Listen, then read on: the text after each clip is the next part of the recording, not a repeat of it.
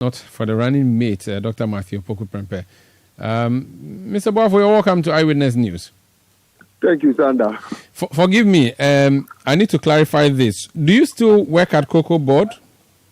Is that a topic for discussion? No, I just wanted to be sure because people kept asking, has Fiifi left Cocoa Board to work full-time politics or he's doing the two together? Just to get a clarification so we know. Well, I am on leave. You're on leave of absence. Leave with money or leave without money? I am on leave. Okay, no problem. Let's talk about what your boss just said there. Many would hold a view that he's inviting the chiefs to engage in politics, which would frown on what the constitutional provision is. What exactly was he trying to tell the chiefs about involvement or discussions around politics? Please share with us. Well, the position espoused by Dr. Prempeh had nothing to do with disregarding the tenets of our constitution. Rather, what he talked about was the fact that, be it a politician or not, every individual or every Ghanaian has the right to express his views and his position on issues about the state. Position that he believes that it will help in shaping how we form our country, how we develop our country, or how we move forward as a people. And it must not in any way be seen that a certain class of people are the only people who have the right or have the mandate to comment or to participate in activities that will help in the forward march of our country. As a people, he's of the view that we revere our chiefs. As a people, we hold our chiefs in very high esteem. And then he's of the view, and in fact, it's not just a view of his, but a view of the flag bearer of the party who considers that for us to develop as a people, there's the need for us to have our traditional authorities and our religious leaders to come on board as partners to help us develop. Because, yes, one of the things we consider as a difficulty in terms of our governance or in terms of our forward march is the lack of respect for authority or even coming on board in helping build our country. So if we have a section of our society who, when they speak, the people come on board, they listen to them and they act on it, it will be very important for us to have them join us in formulating the policies that will help us develop as a people and then in canvassing support in the implementation of those policies. So it's only a call that we cannot let such a key stakeholder in our country sit on the fence, but rather have them participate fully in the development of our country. So how different is this call from what the Constitution says, and what assurance do you have for us that it would not offend the Constitution? Well, he was very categorical about it, that he's not asking any chief to put on the blue, red, and white colors or the green, black, and the other colors you have, as in the political colors of any political party. Rather, what he's asking for is that if there's a proposal, for example, in how we handle our resources, for example, mineral resources, how must we handle it? There must be a strong position from our traditional authority in indicating that, yes, this is what we think we should do as a country in helping develop the country. He's of the view that, for example, the Constitution states that when resources are found in the land, the resources rest with the state.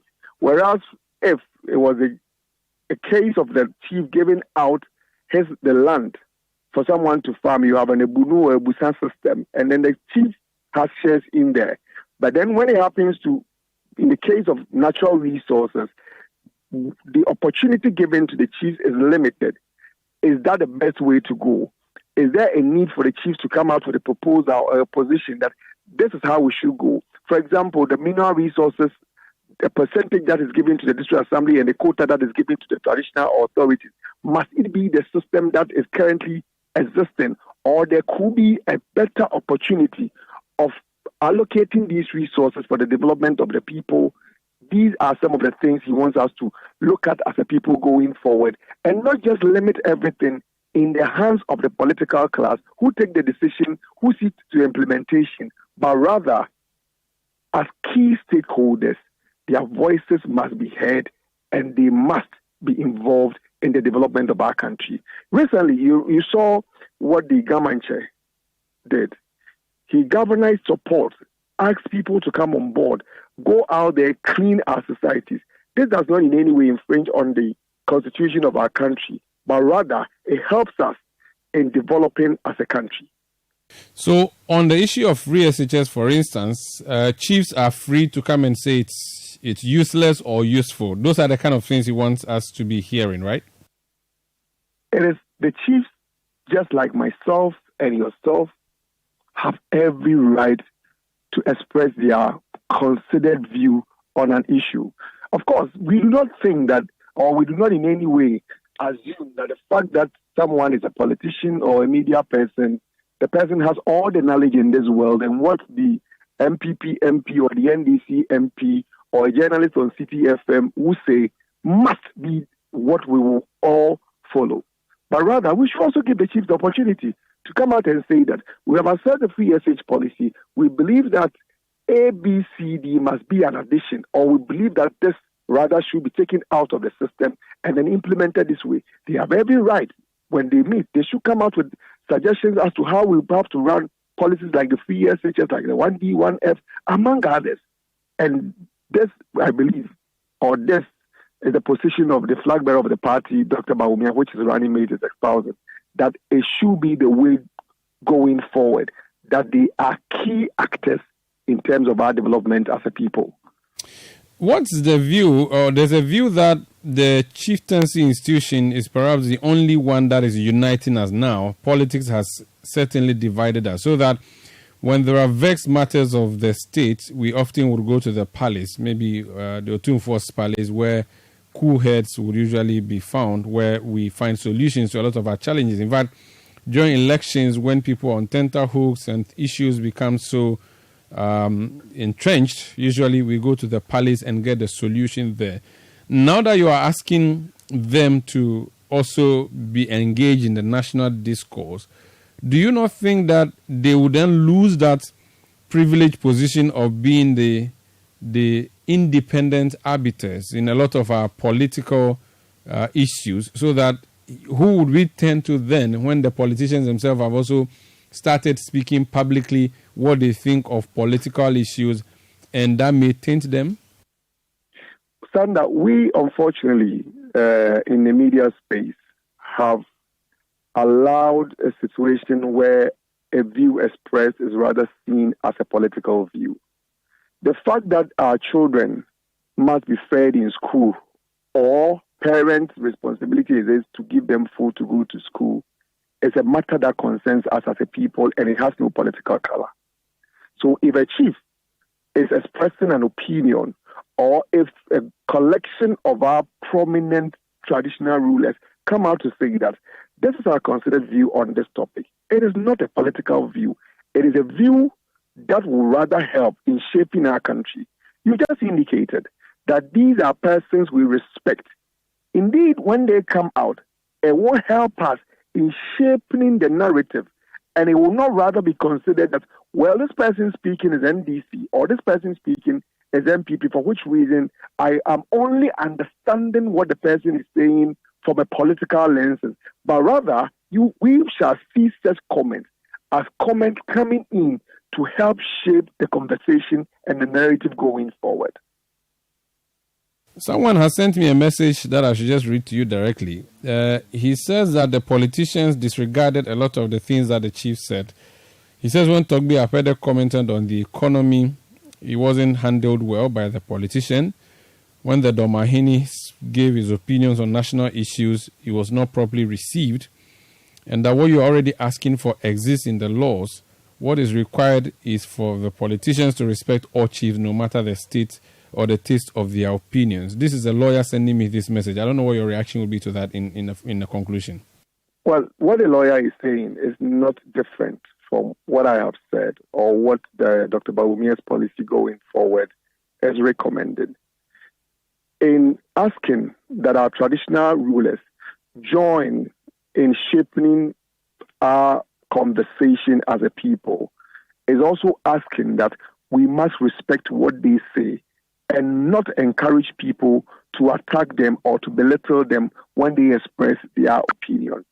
Of course, when people express their opinions, it is also human that you have people who express varied positions to their opinion expressed. But this must be done in a very decent and respectful manner, such that when a traditional leader or a church leader has expressed a position, you do not go attacking the person just because you don't share the same position that has been espoused by the traditional leader or the religious leader. So yes, what Dr. Bawumia is talking about is that we should respect what they say, and we must not in any way stop them from making their views and their positions known. So yes, it is not in any way different from what we are discussing. What next for your boss? Is he also doing a national campaign, or is just doing whistle stops in selected areas talking to stakeholders? What is your campaign plan? Well, Dr. Prempeh is only supporting or complementing the effort of his boss, Dr. Mahmoud Bawumia.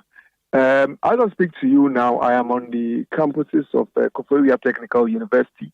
Today he has been engaging some traditional authorities, letting them understand and appreciate the position that his boss, Dr. Bawumia, intends implementing when he gets the opportunity, as bringing on board traditional rulers and religious leaders as major stakeholders in the development of our country. But we are currently at the Koforidua Technical University engaging students and letting them understand what the Dr. Bawumia administration will do for them in terms of expanding education, access to education, improving the quality of education, and then also what the future holds for them beyond 2024. And that's what we are doing now. The campaign will continue. He shall continue engaging traditional rulers. He shall meet students. He shall meet identifiable groups. And then he will also be going to various communities, market women, everyone who must hear and understand the reason why they must go with the bold solutions being preferred by Dr. Bawumia. That message will be shared to that person. Very well. Wish you all the best, and thank you for speaking to us tonight. It's my pleasure.